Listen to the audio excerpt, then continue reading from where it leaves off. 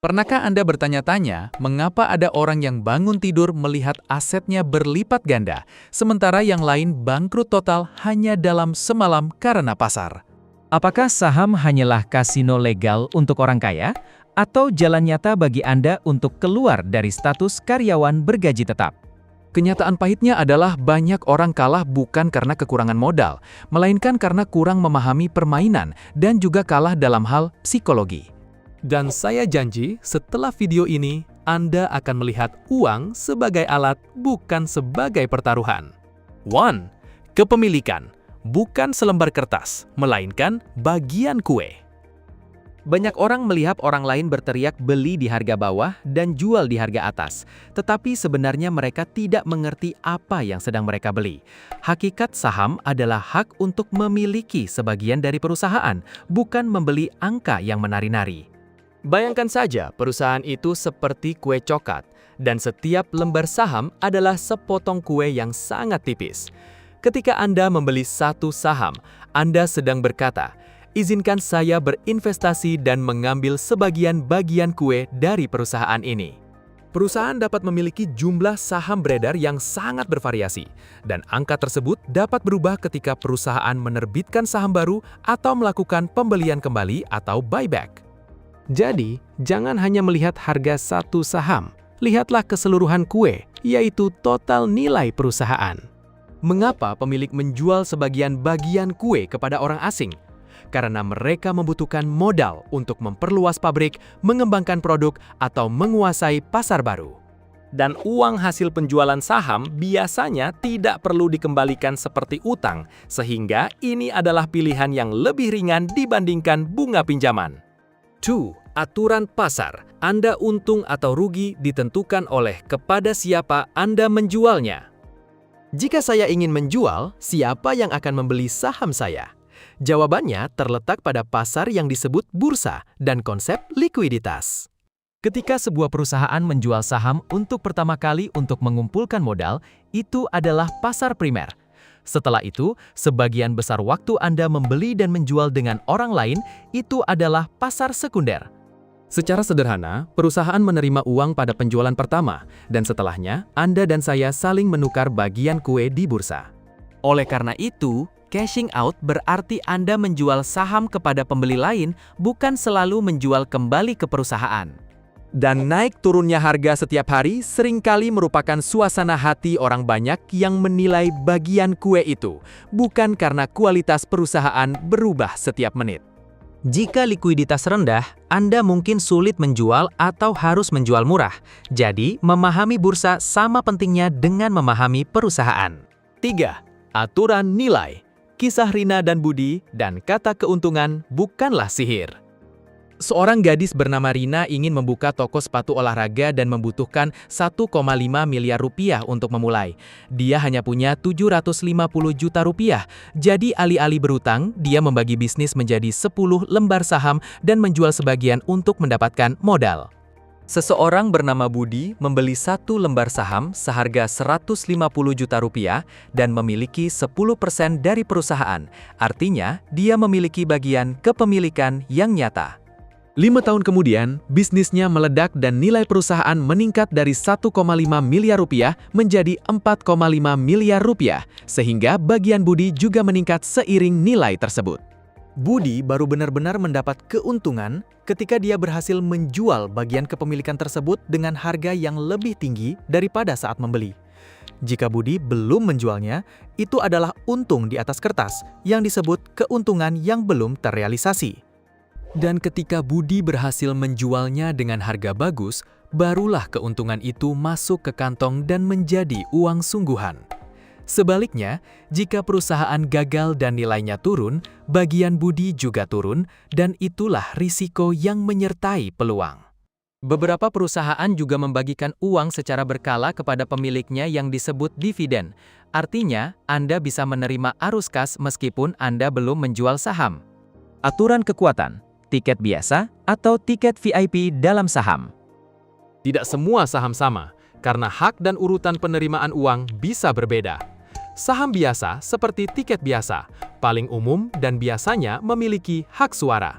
Anda dapat memberikan suara untuk keputusan-keputusan besar, tetapi jika perusahaan bangkrut, Anda biasanya berada di urutan belakang untuk menerima uang, yang berarti risiko lebih tinggi. Saham preferen seperti tiket VIP yang tenang, seringkali memiliki sedikit atau tidak ada hak suara. Sebagai gantinya, saham ini dapat diprioritaskan untuk menerima dividen atau diprioritaskan menerima uang sebelum saham biasa dalam beberapa situasi. Jadi, pertanyaannya bukan jenis mana yang lebih hebat, melainkan apakah Anda menginginkan pertumbuhan yang kuat atau stabilitas arus kas. 5. Aturan psikologi, bedakan risiko dan volatilitas agar tidak menjadi penjudi. Banyak orang salah mengira volatilitas sebagai risiko karena melihat merah turun, panik, dan melihat hijau naik, euforia. Volatilitas adalah harga naik turun yang membuat jantung berdebar kencang, sedangkan risiko adalah kehilangan uang dalam jangka panjang atau kehilangan selamanya. Sejarah mencatat pernah ada periode di mana pasar jatuh sangat dalam, seperti guncangan 1929, dan banyak orang yang menjual karena panik kehilangan kesempatan untuk pulih. Pernah juga terjadi gelembung teknologi sekitar tahun 2000 yang menyebabkan siapapun yang mengejar puncak, all in, dengan keyakinan harus menangis dengan air mata. Tetapi hal yang paling cepat membunuh adalah bukan kabar buruk, melainkan combo takut ketinggalan kesempatan atau FOMO, dan takut kehilangan uang. Rasa takut ketinggalan kesempatan membuat Anda terjun saat semua orang bersorak, biasanya mendekati puncak emosi.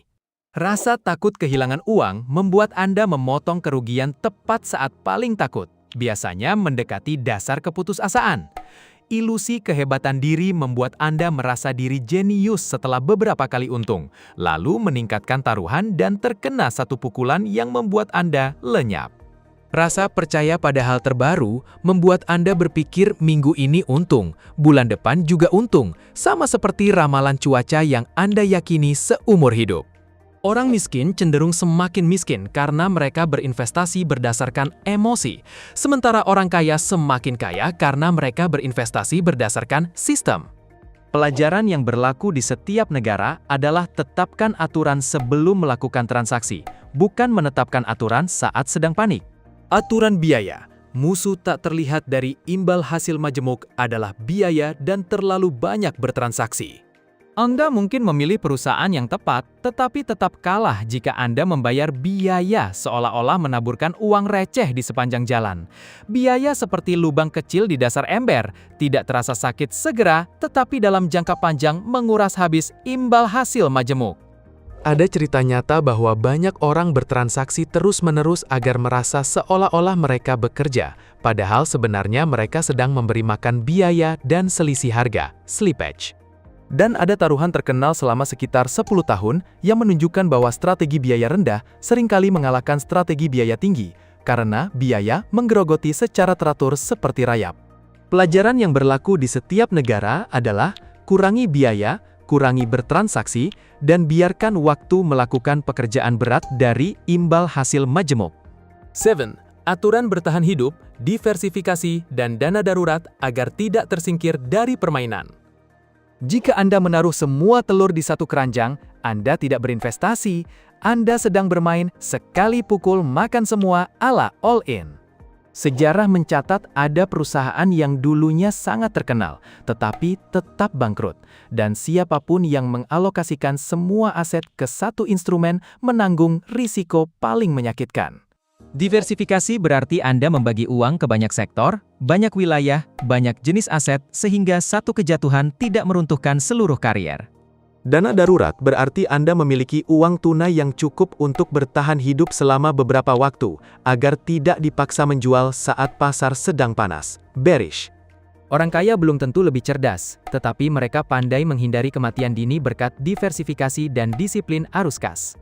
Pelajaran yang berlaku di setiap negara adalah, kemenangan terbesar dalam investasi adalah bisa tetap berada di meja permainan cukup lama. Kesimpulan dengan cara sederhana dan mudah dipahami.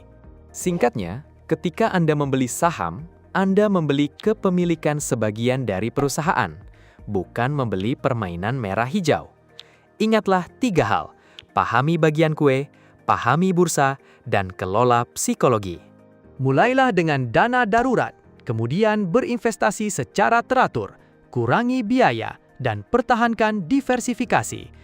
Jika Anda ingin saya membuat video berikutnya tentang dana indeks, rebalancing, atau cara membangun sistem investasi tanpa perlu menebak pasar, silakan komentar kata kunci di bawah. Dan jangan lupa klik berlangganan saluran ini untuk sedikit meningkatkan IQ finansial setiap hari, agar uang bekerja menggantikan Anda.